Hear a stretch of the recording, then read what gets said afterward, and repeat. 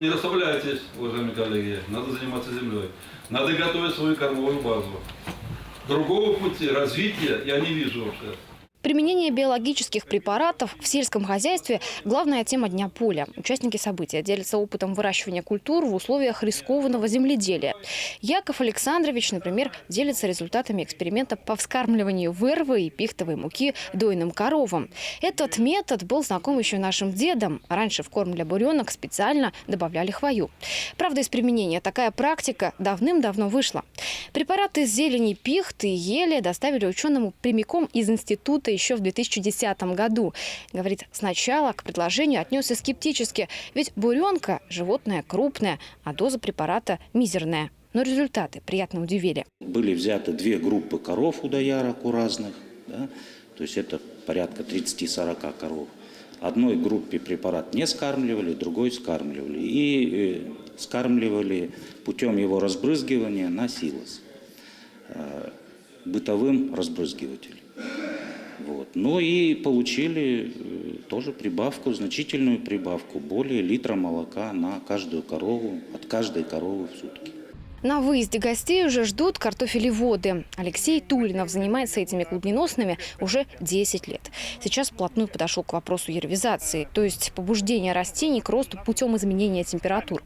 За год разработал агрегат с помощью световых лучей, обрабатывающий еще не засаженный семенной картофель.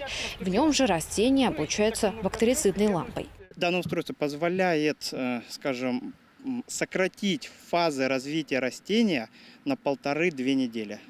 То есть если, вот, например, на контроле у меня вот бутонизация наступила, скажем, на 20% растений, то, скажем, с помощью этого устройства уже на 50%. А это значит, урожай поспеет в более ранние сроки. Такой аппарат, говорит ученый, можно будет производить и для предприятий, и для обычных дачников. Последним, кстати, он обойдется не дороже, чем в 3000 рублей.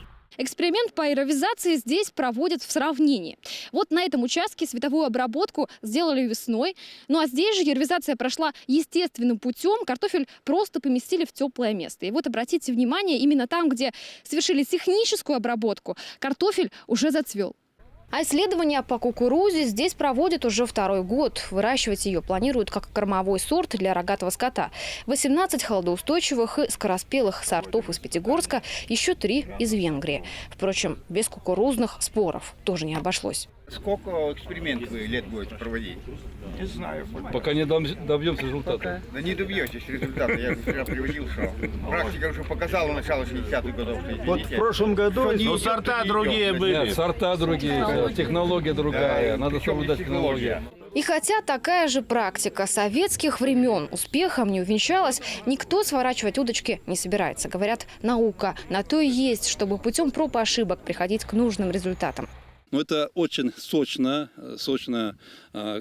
корм для животных, молокогонный наш корм, потому что весь цивилизованный мир кормит коров высокоудойно только кукурузой. И притом монокорм. Других добавок нет. И получают результаты там, до 10, до 12 килограмм, 1000 килограмм в год. Вот это показатель. Главный результат экспериментов – это, конечно, практическая значимость. В прошлом году после Дня поля в адрес института поступило немало предложений. У нас заключено соглашение, значит, с рядом фермерских хозяйств из Харкировского района, из Сысольского района. Есть определенные результаты, да, результаты именно по нашим сортам картофеля. Заинтересованность вот у производителей становится все больше и больше, поэтому мы будем продолжать с ними сотрудничество. А еще в этом году по всей республике увеличилась площадь полей, засаженных кормовыми травами. На 1000 гектар больше однолетних, на 500 многолетних. И все это не без заслуги Института сельского хозяйства. Любовь Филиппова, Иван Богомолов, телеканал Юрган, Сыктывкар.